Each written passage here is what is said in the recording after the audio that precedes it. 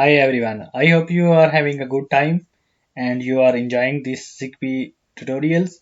This is a fourth tutorial of a ZigBee series, and before going to discuss today's topic, I will review the previous tutorial what we have discussed. So in previous tutorials we have discussed the addressing type in ZigBee network. There are three types of addressing. One is PAN ID, extended PAN ID, and individual node addresses. If you have not watched the previous tutorial, please watch. There is a detail about each ID, each address in a ZigBee network. And today we are going to discuss how a ZigBee network is formed. So as we have discussed in our previous tutorials that there are three types of nodes involved in a ZigBee network. So one is a ZigBee coordinator, one is a ZigBee router, and the third one is the end device. So the details of each node is provided in the previous tutorials, and today we will see how these nodes get connected each other to form a network. So the first thing that happens in a ZigBee network is the ZigBee coordinator starts a network by choosing a channel, and it starts a unique PAN ID and if needed then extended PAN ID. So this is a ZigBee coordinator, and you see this box, and it has a PAN ID of 6785 hex. And what router and end devices do, they scan for the ZigBee coordinator. As the ZigBee coordinator has formed a network, so they scan for the network. So you can see that the router is scanning and end device is also scanning for the network. And when they start scanning, so there could be three possible scenarios. One is the ZigBee router joins the ZigBee coordinator, and then ZigBee router becomes the end device parent. So here you can see this is a first scenario where the ZigBee coordinator has advertised its PAN ID, then ZigBee router gets connected to it, and then another ZigBee router gets connected to the ZigBee router. So this will be treated as an end device.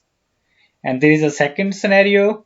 In the second scenario, you can see that a ZigBee end device joins a router.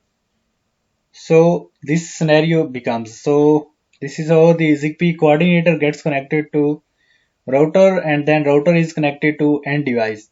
And the third scenario could be that ZigBee end device gets connected directly to the ZigBee coordinator. So there is no need of the router.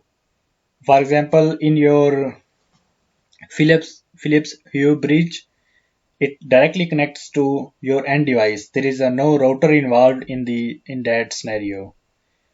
And if you talk about communication between the Amazon Alexa device and Philips Hue device and a smart lamp or smart bulb for home automation, so this scenario will be will is formed in that case. And this is a normal scenario where there are more nodes involved and you need a more routers to route the packets.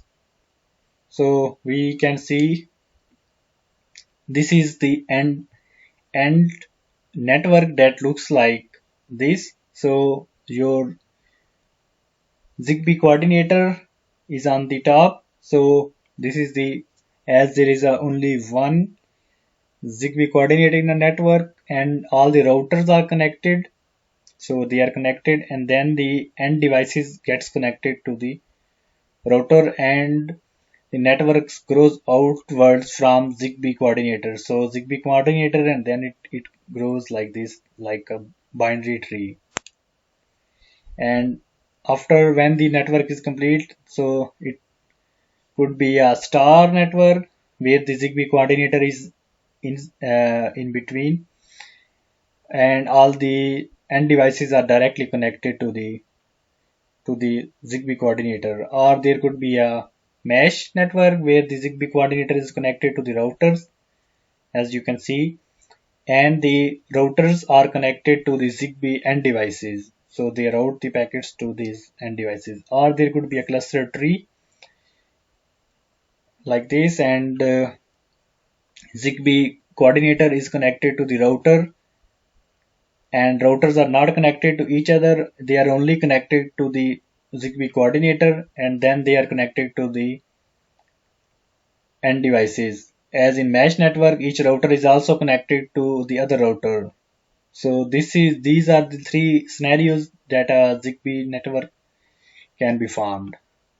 So that was all for today. The next topic which we are going to discuss is how end devices and routers join the ZigBee network.